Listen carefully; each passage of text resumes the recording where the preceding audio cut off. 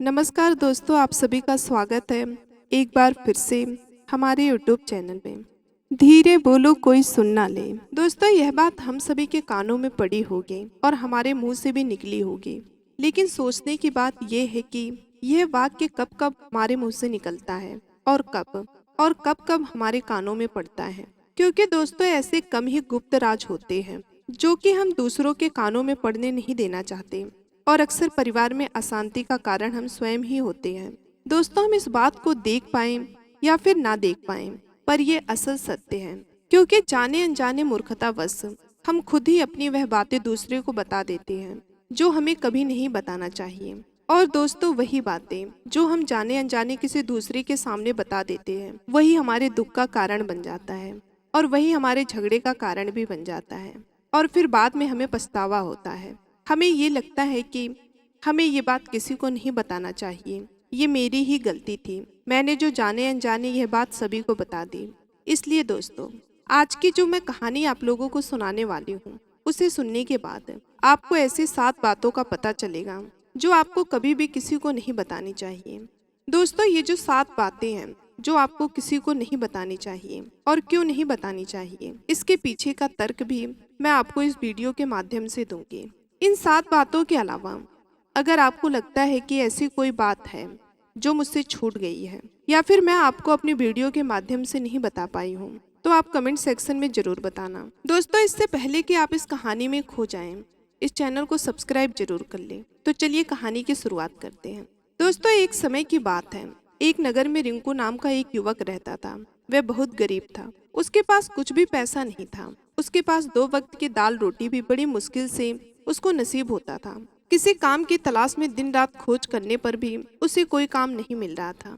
फिर दोस्तों, एक दिन की बात है। उसने अपने पत्नी के सामने अपनी सारी समस्या बता दी। उसने अपनी पत्नी को कहा कि मैं जिस जगह भी काम मांगने के लिए जाता हूँ, तो हर कोई मुझे यह कहकर काम नहीं देता कि हमारे यहाँ काम की जरूरत नहीं है। मैं काम की तलाश कर कर के थक चुका हूँ। मुझे समझ नहीं आता कि मैं तुम लोगों का पेट कैसे भर लूंगा और अपने बच्चे को कैसे पालूंगा। ये चिंता मुझे दिन रात खाए जा रही है। दोस्तों, यह सुनकर उसकी पत्नी ने कुछ सोचकर कहा कि तुम एक आदमी के पास एक ही बार काम मांगने के लिए क्यों जाते हो, और जब वह काम नहीं देता तो तुम दोबारा उसके पास जाते तक नहीं हो।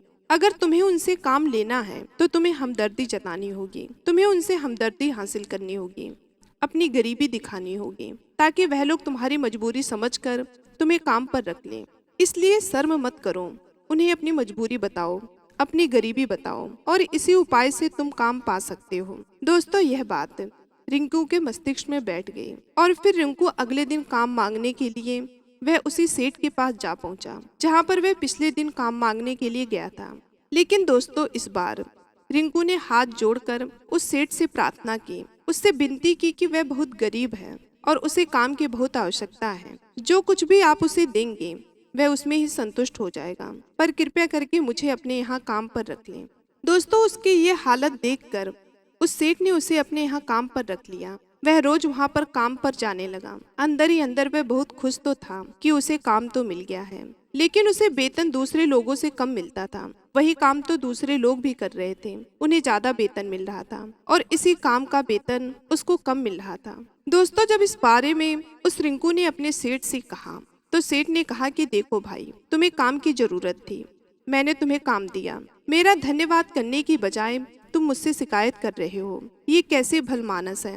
दोस्तों, यह सुनकर रिंकू वहीं पर चुप हो गया। बात कहीं ना कहीं सत्य थी, क्योंकि सेठ ने तो उसे उसकी मजबूरी के हिसाब से ही काम दिया था और इसलिए वह उसे अपने अनुसार ही वेतन देता था। लेकिन दोस्तों, धीरे धीरे उसने यह बात अपने सगे संबंधियों और अपने दोस्तों को भी बताना शुरू कर दी कि उसका सेठ कैसा आदमी है और उसे कितना वेतन देता है।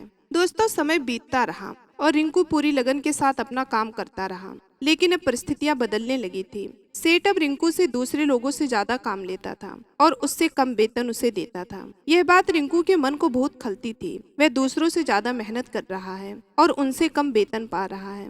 दोस्तों, इससे उसके आत्मसम्मान को बहुत गहरी चोट पहुंची। अब धीरे धीरे उसका मन अपने काम से हटने लगा। उसका मन काम में लगता ही नहीं था। दोस्तों, जाहिर सी बात है, ऐसी जगह किसका मन लगेगा जहां आदमी को अपने आत्मसम्मान के साथ समझौता करना पड़े। इसलिए जल्द ही उसने अपना काम छोड़ दिया और वह घर पर आकर खाली बैठ गया। अब उसके पास घर का खर्चा चलाने के लिए भी पैसे नहीं बचे थे, इसलिए उसने अपने सगे संबंधियों और दोस्तों से सहायता मांगना शुरू की। लेकिन उसके दोस्त उसके सामने तो उसे दया का पात्र समझते थे, उसे दिलासा देते थे, लेकिन पीछे से उसका मजाक उड़ाते थे। वे कहते कि कितना बेवकूफ है, सेठ ने इतना काम लिया और बेचारे को पैसे भी नहीं दिए। अरे हम इसको पैसे दे तो दे, ये कल हमारा भी पैसा वापस कर पाएगा। इसकी हालत कैसी है, काम तो इसके पास कुछ है नहीं, पैसा कहाँ से ला कर देगा। दोस्तों, इसी वजह से रिंकू की हालत दिन ब दिन खराब होती जा रही थी। अब वह दिन रात तनाव में रहने लगा था। वही दोस्त, वही सगे संबंधी जो उसके अपने होने का दिखावा करते थे, वह उसे दया का पात्र समझ रहे थे। उन्हें उसके ऊपर तरस आ रहा था। सब लोग आकर उसे ज्ञान तो बहुत देते थे, लेकिन कोई सहायता नहीं करता था। और दोस्तों, अक्सर ऐसा ही होता है, ज्ञान देने वाले तो बहुत मिल जाते हैं, लेकिन मदद करने वाले, उंगली पकड़कर हाथ पकड़कर चलाने वाले कितने लोग मिलते हैं। एक दिन उसे पता चला कि पड़ोस के गांव में एक बौद्ध भिक्षु आए हुए हैं जो बहुत ही ज्ञानी हैं। दोस्तों, रिंकू इतना तनाव में था कि उसे कोई रास्ता ही नजर नहीं आ रहा था, इसलिए जाने अनजाने वह बौद्ध भिक्षु के पास पहुंच जाता है।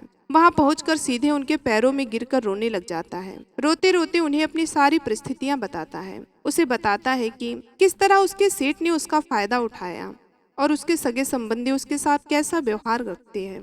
दोस्तों, सारी बातें सुनकर उन बौद्ध भिक्षु को बहुत दुख होता है और वे रिंकू को चुप कराते हुए कहते हैं कि बेटा, ये सारी समस्याएं तुम्हारी बुद्धिहीनता की है, तुम्हारी मूर्खता के कारण ही ये सारी समस्याएं उत्पन्न हुई हैं। अगर तुम्हारे अंदर भी ऐसी मूर्खता नहीं होती तो इनमें से एक भी समस्या तुम्हारे चित्त को दुखी नहीं कर सकती थी। लेकिन तुम अपनी बुद्धि के कारण, अपनी मूर्खता के कारण खुद ही खुद अपने रास्ते में कांटे बिछा दिए। आज मैं तुम्हें 7 बातें बताने जा रहा हूँ जो भूल कर भी किसी को मत बताना, और इन बातों का अनुसरण करते हुए तुम बाहर से मिलने वाले दुखों को दूर कर ही सकते हो, और जो बेवजह दुनिया की वजह से तुम्हारे अंदर पनपते हैं, इसको भी तुम अपने अंदर से दूर कर सकते हो। दोस्तों, महात्मा की बात सुनकर रिंकू ने बोला कि गुरुजी, आप मुझे वो 7 बातें बताइए। दोस्तों, तब वो गुरुजी रिंकू को पहली बात बताते हैं और रिंकू से कहते हैं कि बेटा, ये पहली बात जो किसी को नहीं बतानी चाहिए वह है अपनी मजबूरी। अपनी मजबूरी का दिखावा करके दूसरों का दया पात्र बनकर उनकी सहायता लेने की गलती कभी भी मत करना। हो सकता है कि आज वे तुम्हारी मजबूरी देखकर तुम्हारी सहायता करते, लेकिन कल वे तुम्हारा फायदा उठाने से भी नहीं झुकेंगे, और अगर फायदा भी नहीं उठाया तो दूसरों के सामने तुम्हारा मजाक बनाने में वह आदमी कभी भी नहीं झुकेगा। इसलिए बेटा, कभी भी अपनी मजबूरी का दिखावा मत करो। अगर घर में 2 रोटी है, सूखी रोटी है, तो वही खाकर सो जाओ, लेकिन दूसरों को इसके बारे में भनक तक लगनी नहीं चाहिए। जरा आप खुद सोचो, मजबूरी बताने का क्या प्रयोजन होता है, और खासकर एक इंसान को। यदि तुम किसी इंसान को अपनी मजबूरी बताना चाहते हो या फिर अपनी मजबूरी बता रहे हो, तो इसका मतलब क्या है? तुम उस इंसान से कुछ सहानुभूति हासिल करना चाहते हो या फिर उनसे कोई आर्थिक मदद चाहते हो। लेकिन अगर दोनों ही परिस्थितियां आप देखें तो दूसरा आदमी आपका फायदा उठाने से नहीं झुकेगा, और अगर वह फायदा नहीं भी उठाएगा तो अपनी नजर में तो वह आपको मूर्ख ही समझेगा, बेवकूफ समझेगा, और दूसरों के सामने आपका मजाक तो जरूर ही बनाएगा। इसलिए अपनी मजबूरी के बारे में कभी भी किसी को मत बताना। और बेटा, मेरी दूसरी बात जो मैं तुम्हें बताने जा रहा हूँ वो भी कभी किसी को नहीं बतानी चाहिए। वह है अपनी अतीत की गलतियाँ और भविष्य की रणनीतियाँ। जरा सोचो, अगर हम अपने अतीत की गलतियाँ किसी दूसरे को बताते हैं तो उसका क्या प्रभाव होगा? वह गलतियाँ ठीक तो नहीं की जा सकती, जाहिर सी बात है, तो उन्हें बताने का क्या ही प्रयोजन है? आप अपने अंधेरे पक्ष को खुद दुनिया के सामने बता रहे हो, खुद अपनी गलतियां दूसरों के सामने बता रहे हो। इससे उस आदमी की नज़र में आपका एक चरित्र घटित हो जाएगा और वह भविष्य में हमेशा आपको उसी नजरिए से देखेगा। इसलिए बेटा, किसी भी आदमी की नज़र में अपना चरित्र गठित मत होने दो, और जरा सोचो कि आप व्यर्थ में ही अपने भविष्य की रणनीतियां दूसरों के सामने बता रहे हो। जो लोग आपके काम का हिस्सा ही नहीं है, उनके सामने अपने भविष्य की रणनीतियां, अपने डींगे हाँकने का क्या फायदा? वह लोग आपकी सहायता तो नहीं करेंगे, लेकिन आपके भविष्य की रणनीतियों में बाधा जरूर बन सकते हैं। आप खुद अपने विवेक का इस्तेमाल करिए और सोचिए कि आपके साथ भी ऐसा हुआ है कि आपने अपने भविष्य की रणनीतियां किसी को बताई हो और वह कामयाब ही ना हुआ हो। जरूर हुआ होगा, जरा गौर से सोचो। दोस्तों, तीसरी बात जो साधु महाराज उस रिंकू को बताते हैं। साधु महाराज बोलते हैं, बेटा, मैं तुम्हें तीसरी बात बताने जा रहा हूँ जो कभी भी किसी को नहीं बतानी चाहिए। वह है अपने घर की बातें। जो भी हमारे घर के अंदर आपस में बातचीत होती है, हमारे माँ बाप के साथ, हमारी पत्नी के साथ, हमारे बच्चों के साथ, वह बातें परिवार तक ही सीमित रहनी चाहिए। अगर आप इन बातों का दूसरों के सामने ढिढोरा पीटते हो तो दूसरों को आपके घर में घुसने का एक मौका मिल जाता है और वह उसका फायदा उठाने से कभी भी नहीं झुकेंगे। वह आपके परिवार के सदस्यों को आपसे दूर ले जाने की कोशिश करेंगे। और दोस्तों, अक्सर ऐसा होता है, हम समाज में देखते हैं कि हम अपने घर के झगड़ों को कम करने के लिए उन झगड़ों को अपने पड़ोसियों और दूसरे सगे संबंधियों को बता देते हैं, लेकिन इससे आपको शायद कभी भी कोई समाधान नहीं मिला होगा, बल्कि आपके घर की लड़ाई झगड़े और ज्यादा बढ़ गए होंगे और वे जाहिर है वे बढ़ेंगे। अगर आप अपने माँ बाप की बात दूसरों को बताएंगे तो आपके माँ बाप को बुरा लगेगा ही। उनको लगेगा कि हमारा बेटा हमसे बिताए बगैर दूसरों को यह बातें बता रहा है। इसलिए दोस्तों, अपने घर की बातें और अपने घर की लड़ाई झगड़े किसी के सामने मत बताना। दोस्तों, अगली बात जो वो बौद्ध भिक्षु साधु को बताते हैं, बोलते हैं, बेटा जो मैं आपको अगली बात बताने जा रहा हूँ वो भी कभी भी किसी के सामने मत बताना। दोस्तों, यह सुनने पर बहुत अजीब लग सकता है, लेकिन उसका सत्य भी मैं आपको एक तर्क के माध्यम से दूंगी। मैं कहती हूँ कि अपनी आमदनी कभी भी किसी को नहीं बताना चाहिए। यदि आप अपनी आमदनी किसी को नहीं बताते हैं और इसको ना बताने के पीछे का प्रयोजन क्या हो सकता है, जरा सोचिए। आप अपनी आमदनी अपने दोस्तों को बता देते हैं तो आपके दोस्तों को जरूरत पड़ेगी तो वे सिर्फ आपको ही याद करेंगे, क्योंकि उनको पता है कि आपकी आमदनी ज्यादा अच्छी है तो आप ही उनकी मदद कर सकते हैं, और इसलिए ज्यादा से ज्यादा लोग आपसे सहायता मांगेंगे। और जब आप उनकी सहायता नहीं करेंगे तो वे सोचेंगे कि इस आदमी के पास पैसे तो बहुत हैं पर मेरी सहायता नहीं कर सकता, और ये आदमी मेरी सहायता कर सकता है। लेकिन दोस्तों, यदि आप अपने दोस्त की सहायता नहीं कर रहे हैं तो दोनों दोस्तों के बीच एक झगड़े का कारण हो सकता है। और यदि आपकी आमदनी कम होगी तो लोग आपका मजाक उड़ाएंगे और ज्यादा होगी तो सहायता मांगेंगे, तो अपनी आमदनी बताने का कोई प्रयोजन ही नहीं है। दोस्तों, तब साधु महाराज उस रिंकू को बोलते हैं कि बेटा जो मैं तुम्हें अगली बात बताने जा रहा हूँ, इस बात को तो एकदम गांठी बात लेना और किसी को यह बात बताने के बारे में सोचना भी मत। वो बात है अपनी कमजोरी और अपनी ताकत।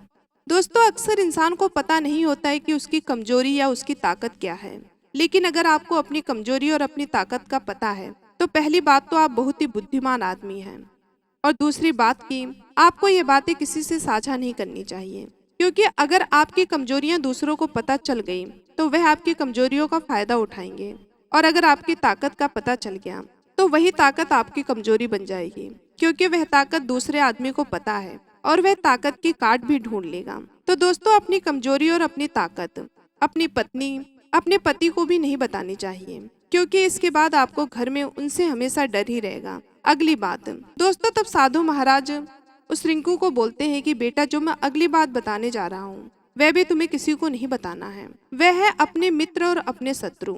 आप अपने मित्रों के बारे में अगर दूसरे लोगों को बताएंगे तो वह आपके मित्रों के साथ अपनी घनिष्ठता बनाकर आपको धोखा दिलवा सकते हैं, आपके गहरी मित्रों को आपसे दूर करने का प्रयास कर सकते हैं। दोस्तों, अक्सर आम आदमी ऐसा नहीं करता, लेकिन आपके दुश्मन ऐसा करने की कोशिश कर सकते हैं। और दूसरी तरफ आपके शत्रु का भी किसी को नहीं पता लगना चाहिए, क्योंकि आज जो आपके मित्र हैं अगर कल वह आपका दुश्मन हो गया तो वह आपके दुश्मन के साथ ही मिलकर आपको परास्त कर सकता है, आपको धोखा दे सकता है। इसलिए अपने सबसे अच्छे दोस्तों को भी अपने दुश्मन के बारे में कभी मत बताना। अगली और आखिरी बात जो साधु महाराज रिंकू को बताते हैं और कहते हैं कि जब तुम दान करते हो तो दान के बारे में कभी भी किसी को मत बताना, नहीं तो दान करना व्यर्थ हो जाता है, बेकार हो जाता है। जब आप अपने दान का ढिढोरा पीटते हो तो आप ये कह रहे हो कि मैं कितना बड़ा दानी पुरुष हूँ, और ये आपके अंदर एक अहंकार निर्मित करेगा। इसलिए दोस्तों, दान गुप्त रूप से किया जाए तो उतना ही अच्छा होता है, उतना ही फलदायी होता है। जब आपका बायां हाथ दान कर रहा हो तो दाएं हाथ को भी पता ना चले कि बायां हाथ दान क्या कर रहा है। दोस्तों, ये 7 बातें जो बौद्ध भिक्षु ने रिंकू को बताएं, इसी में सारे संसार के सभी सिद्धांत छुपे हुए हैं। इन बातों का अनुसरण करते हुए आप अपने घर में सुख शांति बना सकते हैं और घर के झगड़े को हमेशा के लिए दूर कर सकते हो। आप इन बातों के बारे में अपने विवेक से भी सोचेंगे तो आपको यही बातें सच मालूम पड़ेंगी। और दोस्तों, हमारी कहानी सुनाने का मकसद यही है कि आपका विवेक जागृत हो। आप खुद उन बातों के बारे में सोचें जो हम आपको बता रहे हैं, और अगर हम गलत हैं तो तो आप कमेंट सेक्शन में वह बात जरूर बताएं जिस पर हम गलत हैं। और इसके अलावा भी अगर आप कुछ जानते हैं तो वो भी कमेंट सेक्शन में जरूर बताएं। दोस्तों, कहानी कैसी लगी इसको भी आप हमें कमेंट सेक्शन में बताएं। यदि हमारी कहानी अच्छी लगी तो वीडियो को लाइक करके चैनल को सब्सक्राइब कर लें। मिलते हैं अगले वीडियो में, तब तक के लिए आप सभी का धन्यवाद।